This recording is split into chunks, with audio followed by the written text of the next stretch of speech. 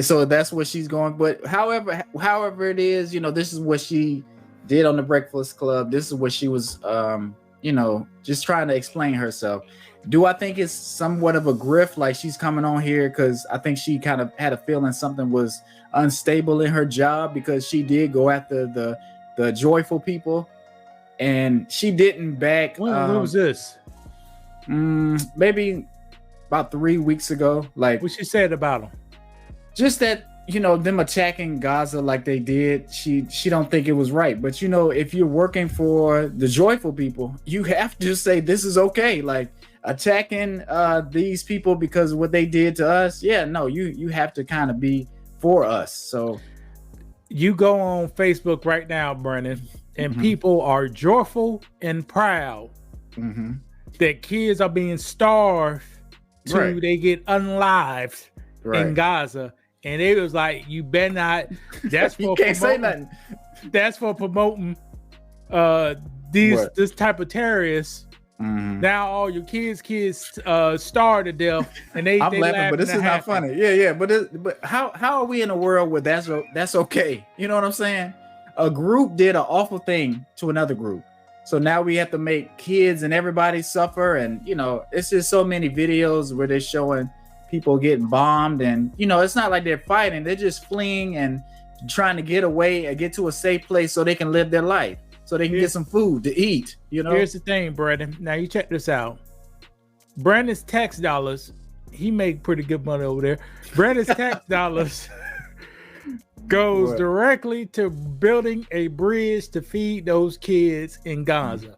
Okay. Also, Brandon's tax dollars goes directly to support the Iron Dome in Israel and all those other places.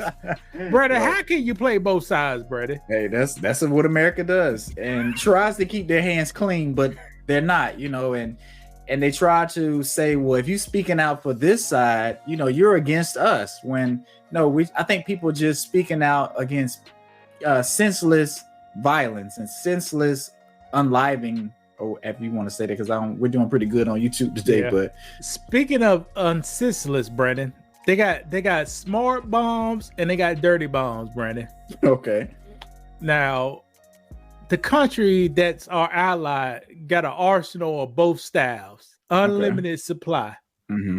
What style of bombs are they using, Brandon? The smart ones or dumb ones? The smart ones, really. No, they using the dumb ones. And why is that? The difference between a smart bomb and a dumb one, a smart one can be pinpoint accuracy. Yeah.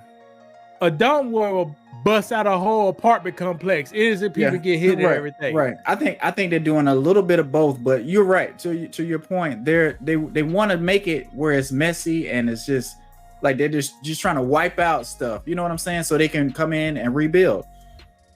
No, they ain't gonna rebuild. You punish people. You teach people a lesson. So what do you think? Okay, well, ultimately, what do you think is gonna happen with this land that they're fighting?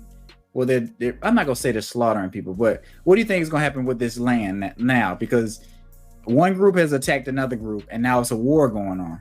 It's gonna be the same thing that happened about 4 or 5 years ago. The U.S. go get involved. Israel said, "I go quit. I'm satisfied with the structures we did." Yes, that's what they said last time. I'm not quitting till we get satisfied. And then you can have a brand new the little babies, the 5-year-old, 6-year-old, 8-year-old kids that saw all this instructions. They gonna grow up with a vendetta. Yeah, against it. And is it rightfully so? Because like I say, it happened last time, and that's why they feel the way they felt, because we're being mistreated, we're being pushed aside, and we're just, a group is tired of it. And I'm not saying what they did was right, but like if you bully and oppress people, this is what happens sometimes. You may feel like you can do whatever you want to do to a certain group in a certain area, but it's consequences with everything. Per history, only people you could oppress without any consequences are anybody with African descent. You ready to go to the next one, Brandon? Yeah, we can go ahead. But